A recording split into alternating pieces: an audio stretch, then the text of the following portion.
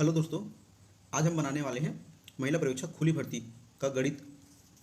आज का पहला प्रश्न है 2 की घात 1.5 अनुपात 2 की घात 0.5 का अनुपात बराबर होगा। तो यहाँ पे सबसे पहले लिखते हैं 2 की घात 1.5 अनुपात 2 की घात 0.5। चूँकि अनुपात का अर्थ होता है भाग, और भाग में घातें जो है ना घटती है, तो यहाँ पे 2 की घात 1.5 माइनस 0.5 अनुपात 1 हो जाएगा। ठीक है, क्योंकि घात घट रहा है। यहाँ पे 2 की घात 1.5 में 0.5 घटेगा तो 2 की घात 1 हो जाएगा और अनुपात 1 जो है, तो इस प्रकार इसका आंसर हो जाएगा ऑप्शन बी। अगला प्रश्न है 12 संख्याओं का औसत 15 है। यदि इन संख्याओं 41 को भी शामिल कर ले जाए तो इन 13 संख्याओं का औसत क्या होगा। देखते हैं, यहाँ पे दिया गया है 12 संख्याओं का औसत जो है 15 है। तो 12 संख्याओं का योग कितना होगा, तो इनका गुणा करेंगे, है ना। तो 15 दूनी 30, हाँसी 3 बचा, 15 एकम 15 और 3 18, तो इसका योग होगा 180। क्योंकि यहाँ पे 41 को शामिल किया जाता है, मतलब इसमें जोड़ा जाता है, तो 41 को यहाँ पे जोड़ लेंगे, है ना। तो यहाँ पे हो जाएगा 221। ठीक है, और चूँकि 221 जो है 13 संख्याओं का औसत है, तो यहाँ पे 13 से भाग दे देंगे, है ना। 13 एकम 13 और 9 बचा, तो 13 सत्ते 91, तो इसका ऑप्शन हुआ डी। अगला प्रश्न है 8:21 समानुपात 13:31 में क्या जोड़ा जाए कि योगफल समानुपाती हो जाए। तो यहाँ पे सबसे पहले हल करेंगे। 8 में x जोड़ा, इसी प्रकार 21 में x जोड़े और 13 में x जोड़े, 31 में x जोड़े, क्योंकि प्रश्न में बोला गया है कि सभी में क्या जोड़े, है ना, सभी में क्या जोड़े, तो सभी में हमने x जोड़ा। अगला इनका तिर्यक गुणा कर देंगे, तिर्यक गुणा करेंगे, इनका गुणा यहाँ पे और इन संख्या का गुणा यहाँ से हो जाएगा। ठीक है, तो अगला हल होगा इनका तिर्यक गुणा में।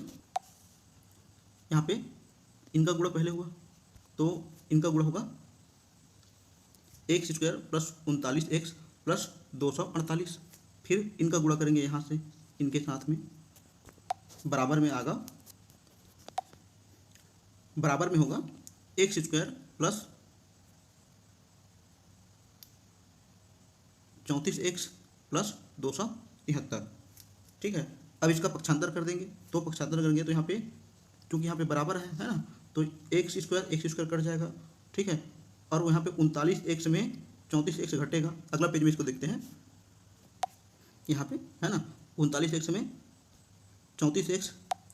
34x घट जाएगा, है ना, पक्षांतर होगा तो, और यहाँ पे 273 में 248 जो है घटेगा, है ना।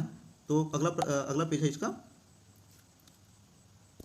ये 39x माइनस 34x बराबर 273 माइनस 248। ठीक है, इसको हल करेंगे तो यहाँ पे बचेगा 5x बराबर, ठीक है, इसमें घटा देंगे 273 में 248 घटा देंगे तो 25 आ जाएगा, है ना। अब यहाँ पे 5 है, तो 5 एकम 5 पंचे 25, तो x बराबर 5 आएगा। ऑप्शन नंबर इसका बी। ठीक है, अगला प्रश्न देखते हैं। यदि P अनुपात Q अनुपात R बराबर 1:2:4 है, तब √5P² plus Q² plus R² के बराबर है। ये बहुत इजी प्रश्न है ना, इसको सभी बनाए हैं, इसका ऑप्शन होगा सी 5P। अगला प्रश्न देखते हैं। यदि 4:9 समानुपात 12 अनुपात x, तब x बराबर वैल्यू, है ना। ये भी बहुत इजी प्रश्न है, फिर भी इसको बना के देख लेते हैं। 4/9 बराबर 12/x। ठीक है, ये इसको लिख सकते हैं तो यहाँ पे तिर्यक गुणा होगा, x का गुणा होगा 4 के साथ में, तो 4x और 9 का गुणा होगा 12 से, तो 12 निया 108। ठीक है, यहाँ पे x बराबर 108 बटे 4 कटा लेंगे, 4 एकम 4 दूनी, यहाँ पे 2 बचा और 4 सत्ते 28, तो इसका ऑप्शन होगा डी। अगला प्रश्न देखते हैं।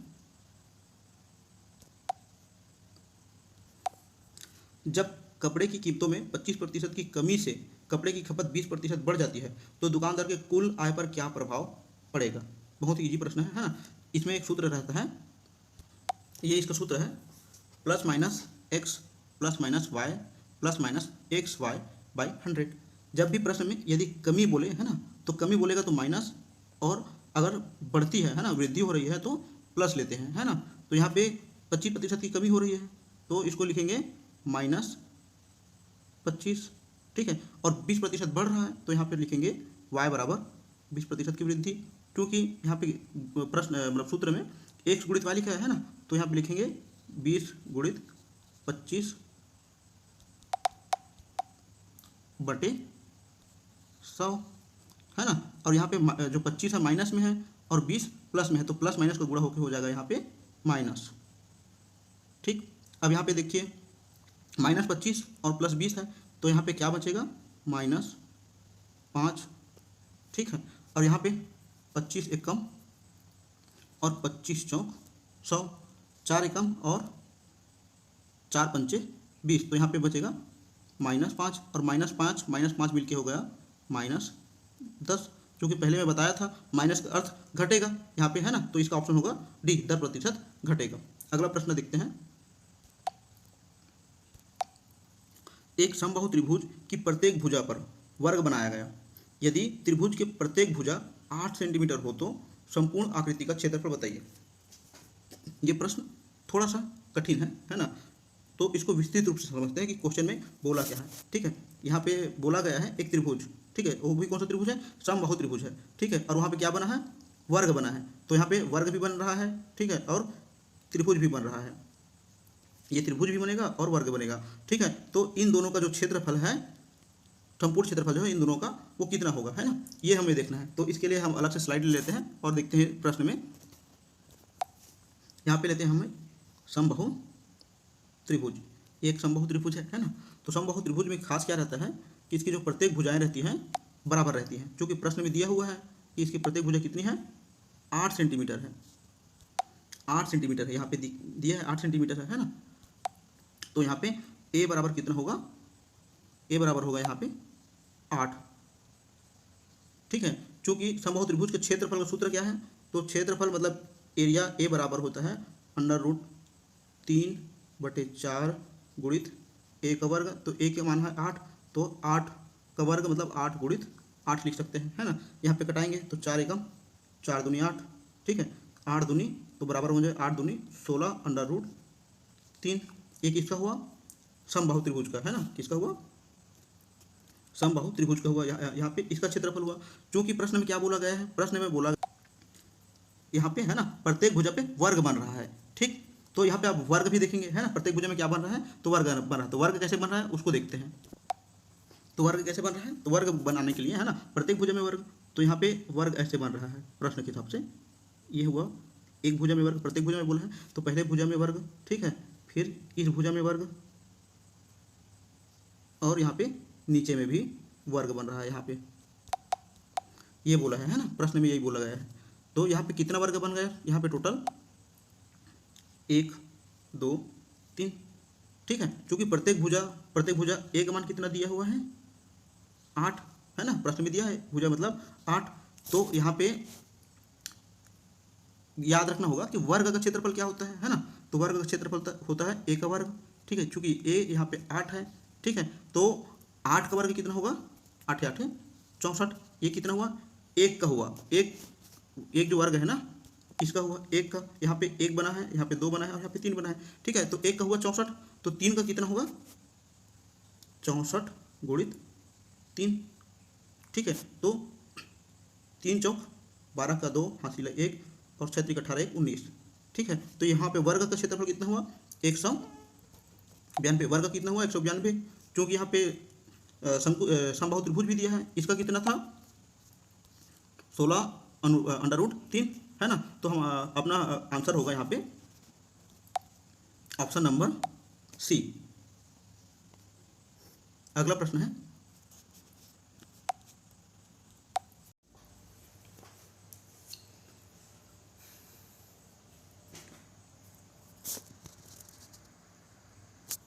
यहाँ पे प्रश्न है, यदि तेल का मूल्य 90% बढ़ गया तो बताइए कि तेल का प्रयोग कितने प्रतिशत कम किया जाए कि खर्चे में वृद्धि ना हो, है ना, खर्चे में वृद्धि ना हो।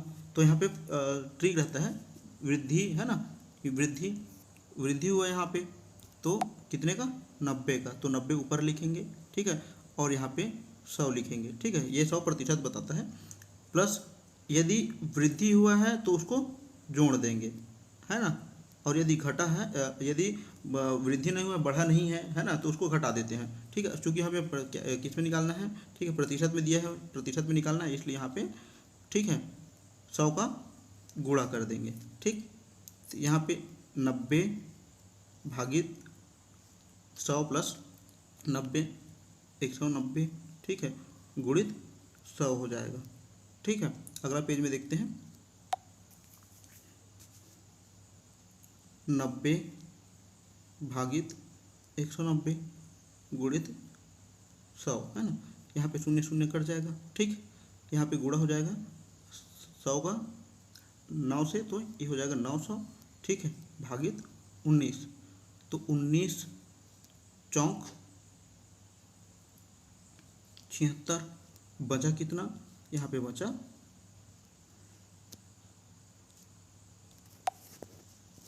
14, ठीक है, और ये यहाँ पे 0 को लिख देंगे 140, ठीक है, 19 एकम 19 और 19 सत्ते 133, ठीक है, 19 सत्ते 133, तो यहाँ पे 7 बार गया और बचा कितना 40 में 140 में 33 बचा, है ना, 140 में कितना बचा 33, 140 में 133 घटा, तो यहाँ पे बचा 7, यहाँ पे कितना बचा 7/47 ऑप्शन, तो इसका आंसर होगा ऑप्शन नंबर बी, ठीक है, इसका आंसर होगा ऑप्शन नंबर बी।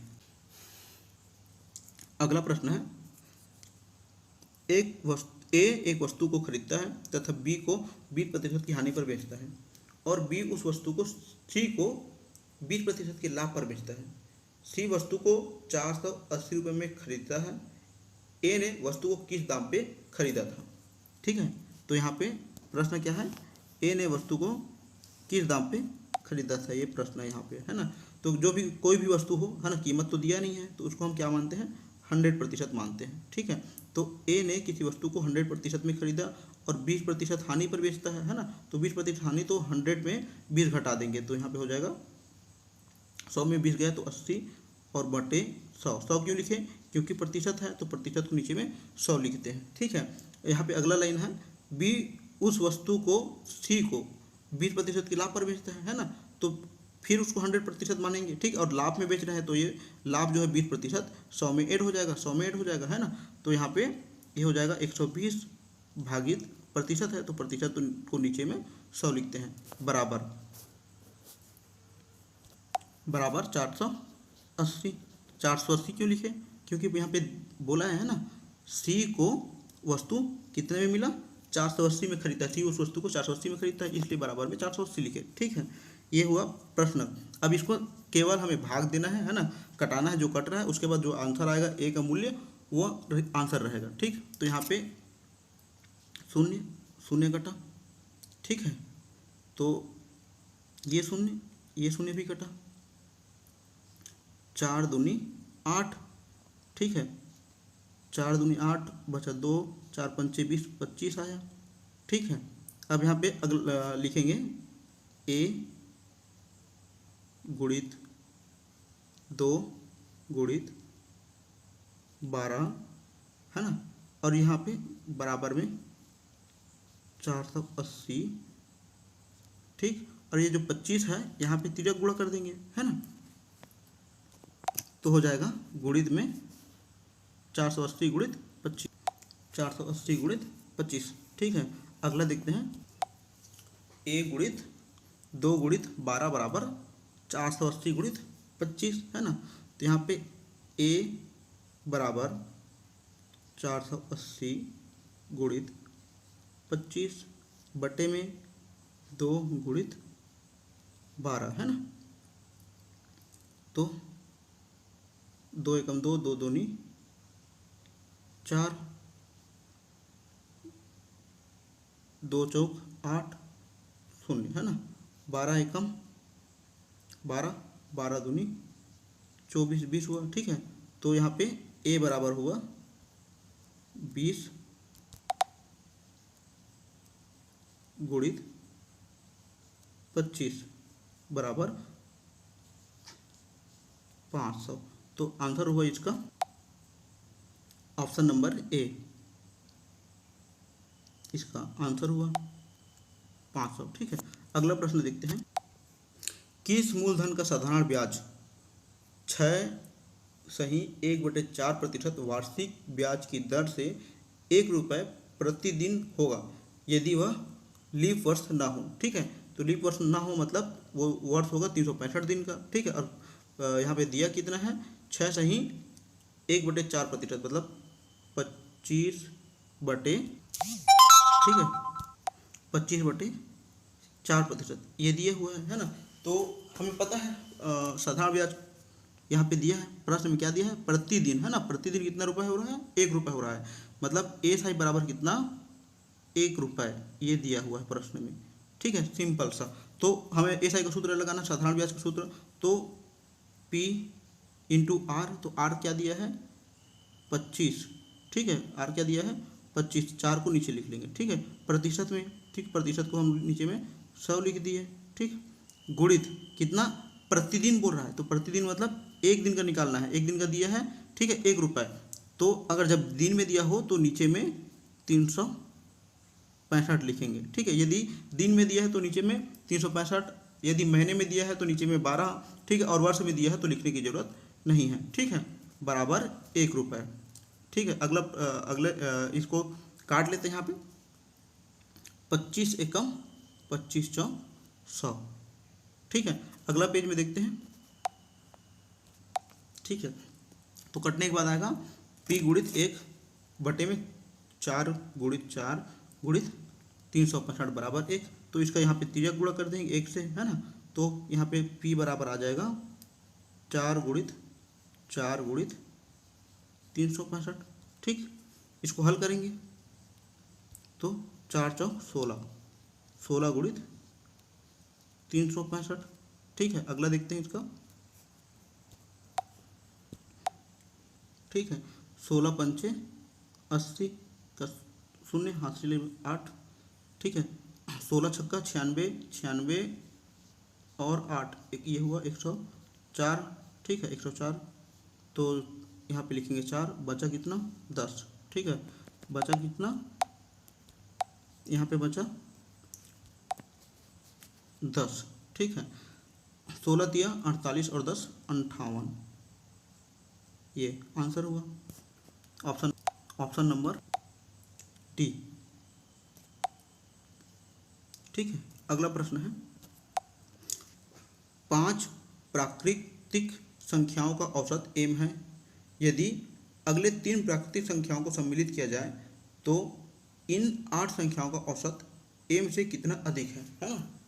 इसको मान के बनाते हैं, है ना। मान लो 5 यहाँ पे दिया है, 5 प्राकृतिक संख्या, तो मान लो 1 प्लस 2 प्लस 3 प्लस 4 प्लस ये 5, मान लो ये संख्या 5 है ना। तो इनका योग कितना हो जाएगा, इनका योग होगा 1 2 3 6 4 10 5 15। ठीक है, एक योग हुआ 15, तो इनका औसत क्या हो जाएगा 15 और बटे 5, तो ये होगा, इनका औसत हुआ 3। ठीक है, यहाँ पे औसत हुआ 3। अगला बोल रहा है प्रश्न में, है ना, यदि अगले 3 प्राकृतिक संख्याओं को सम्मिलित किया जाए तो इन 8 संख्याओं का औसत m से कितना अधिक हो जाएगा। यहाँ पे 5 जो दिया है ना, इसमें 3 और संख्या जोड़ना है आने वाला अगला। तो यहाँ पे क्या हो जाएगा अगला संख्या 1 + 2 + 3 + 4 5 + 6 + 7 प्लस ये हो जाएगा 8। ठीक है, इनका योग कितना होगा, तो यहाँ तक होगा था 15। ठीक है, 15 × 6 = 21, 7 × 28 और 8 हो जाएगा 36। अगला पेज में देखते हैं हो जाएगा कितना 36। ठीक है, यहाँ पे 36 हो गया। क्योंकि यहाँ पे संख्या कितना बढ़ गया है, यहाँ पे संख्या बढ़ा 3 है ना, और पहले 5 था तो 5 3 8 संख्या हो गया यहाँ पे 8। तो कितने से भाग दे देंगे, यहाँ पे 8 से भाग देंगे। ठीक है, तो 8 एकम 8 चौक 32 बचा 4 दशमलव लगाए 0 बढ़ाए 8 पंचे 40 है ना, तो ये होगा 4.5। ठीक है, क्योंकि पहला जो औसत आया था 3 आया था है ना, यहाँ पे पहला जो औसत आया था 3 आया था। अभी जो औसत आया है ना, वो आया है 4.5। वृद्धि कितना हुआ है 1.5 का, इसलिए इसका आंसर क्या होगा ऑप्शन नंबर डी 1.5। ठीक, अगला आय का 5% बी की आय के 15% के बराबर है। ठीक है, पहला लाइन है यहाँ पे। तो ए की आय का 5%, बी की आय का 15% है। ठीक है, यहाँ पे ए अनुपात बी निकालेंगे है ना, तो यहाँ पे ए अनुपात नीचे में बी आ जाएगा। ठीक है, और ये 5 जो है नीचे आ जाएगा ना, तो ये 15 और ये 5 नीचे आएगा, तो 15:5। तो 5 एकम 5 दिया 15, तो 3:1। ठीक है, अगला लाइन जो है अगला दिया हुआ है ना, बी की आय का 10% सी की आय का 20% के बराबर है। ठीक है, तो यहाँ पे अगला लाइन दिया हुआ है बी की आय का 10% सी की आय का, ठीक है, 20% के बराबर है। यहाँ पे बी अनुपात सी लिखेंगे है ना, यहाँ पे 20 और ये 10 जो है नीचे में आ जाएगा। ठीक है, तो ये 10 एकम 10 दूनी तो 2/1। अभी जो पूरा प्रश्न है ना, उसको अनुपात में सेटल करते हैं, मतलब अनुपात में ए अनुपात बी अनुपात सी के अनुपात में लिखते हैं। ठीक है, एक बार प्रश्न फिर से देख लीजिए। ठीक, क्या दिया है, ए की आय का 5% बी की आय के 15% के बराबर है। ठीक है, तथा बी की आय का 10% सी की आय का है ना 20% के बराबर। कितने के बराबर है, 20% के बराबर है, यहाँ पे ये दिया हुआ है। तो ठीक है, अगला दिया है अगला लाइन, यदि सी की आय 2000 रुपये है तो तीनों की कुल आय कितना है। ठीक है, तो यहाँ पे इसके लिए अनुपात में लिखते हैं। ठीक है, यहाँ पे 2 अनुपात पता चल गया, क्या ए अनुपात बी और बी अनुपात सी। ठीक है, ए अनुपात बी बराबर 3:1 और बी अनुपात सी बराबर 2:1। तो यहाँ पे ए अनुपात बी अनुपात सी है ना, इसे लिखने के लिए यहाँ पे जो बी दिया है यहाँ पे है ना, इसकी वैल्यू को बराबर करना होगा, क्योंकि यहाँ पे b बराबर 2 दिया है। ठीक है, और यहाँ पे 1 दिया है, तो बराबर कैसे होगा, इस 2 में 1 का गुणा। ठीक है, और इस 1 में 2 का गुणा करेंगे तो बराबर होगा। चूँकि यहाँ पे केवल नीचे में गुणा नहीं करेंगे, इसलिए इसके ऊपर में भी 2 का गुणा। ठीक है, और चूँकि यहाँ पे केवल ऊपर में 1 का गुणा नहीं करेंगे, तो नीचे में भी 1 का गुणा करेंगे है ना। तो यहाँ पे हो जाएगा ए का मान कितना हो जाएगा 6 अनुपात, यहाँ पे बी का मान कितना होगा है ना 2 अनुपात, यहाँ पे सी का मान हो जाएगा 1। ये तीनों का अनुपात हुआ। ठीक है, ठीक, और टोटल जो है इन तीनों का टोटल कितना होगा, बराबर में 9 होगा। 6 2 8 और 1 9। अगला देखते हैं, चूँकि यहाँ पे सी है ना, चूँकि सी का मान कितना दिया है, सी की वैल्यू कितनी है, सी बराबर दिया है 2000। ठीक है, यहाँ पे सी बराबर कितना है 2000 है ना, जो कि ठीक सी बराबर 2 दिया है, तो यहाँ पे अनुपात में सी की वैल्यू 1 है ना, सी की वैल्यू कितनी है यहाँ पे 1 है। ठीक है, और कुल वैल्यू कितनी है 9 है। ठीक, तो यहाँ पे लिख सकेंगे इसको 1:9, ठीक है, बराबर ये 2000 होगा, ठीक है। ठीक है, चूंकि ए जो है ना सी है यहाँ पे, है ना, एक, तो यहाँ पे एक की वैल्यू 2000, तो टोटल तीनों का वैल्यू टोटल 9 है ना। तो यहाँ पे टोटल वैल्यू निकालने के लिए बोला है प्रश्न में, तो टोटल वैल्यू यहाँ पे निकालने के लिए 9 का गुणा यहाँ पे कर देंगे, है ना। तो 9 दूनी 18,000, ठीक है। ये जो होगा आंसर होगा, आंसर नंबर यहाँ पे ऑप्शन नंबर सी। अगला प्रश्न, साधारण ब्याज की किस दर से कोई धन 16 वर्षों में 2 गुना हो जाएगा, ठीक है। तो देखते हैं, यहाँ पे बोला है ना, सबसे पहले कोई धन, तो बताया नहीं कि धन कितना है ना, तो उसको मानेंगे पी, ठीक। यहाँ पे टी दिया हुआ है, ठीक है, टी दिया है, क्या दिया है 16, और यहाँ पे गुना दिया हुआ है, ठीक है, 2 गुना। तो 2 गुना ये क्या है, इसी को समझना है प्रश्न में।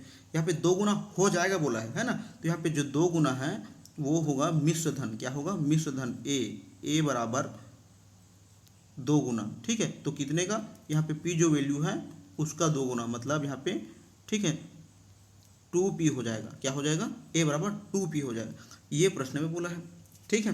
क्योंकि ए बराबर कितना होता है, ए बराबर क्या होता है ना, तो ए बराबर होता है साधारण ब्याज बोला है ना, तो एस आई प्लस पी, है ना। साधारण ब्याज में जब मूलधन को जोड़ेंगे तो वो होता है मिश्र धन, ये बराबर यहाँ पे 2p, ठीक है। अगला देखते हैं अगले पेज में, ठीक है। एस आई प्लस पी बराबर 2p, है ना। तो एस आई बराबर क्या हो जाएगा, यहाँ पे ये पी जो है यहाँ पे आगे घटेगा, तो यहाँ हो जाएगा पी, ठीक है।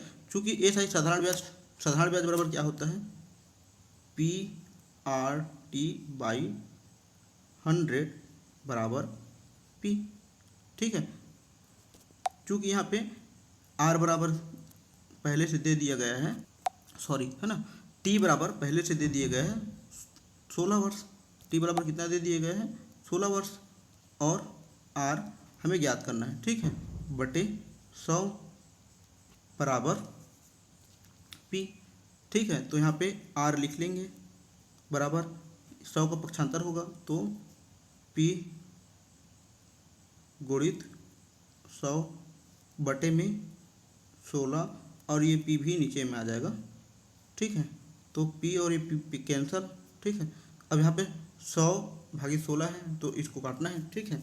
तो 4 चौक 16 और 25 चौक 100, 4 एकम 4, 4 छक्का 24, हासिल 1 दशमलव लगाए, 0 बढ़ाए, ठीक है। 4 दूनी 8, फिर बचा 2, फिर दशमलव का 0, 4 पंचे 20, तो यहाँ पे आ जाएगा आर का मान 6.25, ऑप्शन नंबर डी। अगला प्रश्न है, एक सप्ताह में 1 घंटे का दशमलव में मान कितना है ना। एकदम इजी प्रश्न है, थोड़ा सा समझना बस कि प्रश्न बोल क्या रहा है। तो है ना, यहाँ पे बोला है प्रश्न में 1 घंटे का दशमलव में मान, तो यहाँ पे 1 लिखेंगे, ठीक है, 1 और घंटे का दशमलव में मान किसमें, सप्ताह में, तो सप्ताह नीचे रहेगा, सप्ताह में 7 दिन, और एक दिन में 24 घंटा, ठीक है। इसको हल करेंगे तो इसका आंसर आएगा ए। इस प्रकार से आपका सब प्रश्न सॉल्व हो गए हैं, है ना। इसका जल्द ही कट ऑफ जारी करेंगे रिव्यू लेने के बाद। धन्यवाद।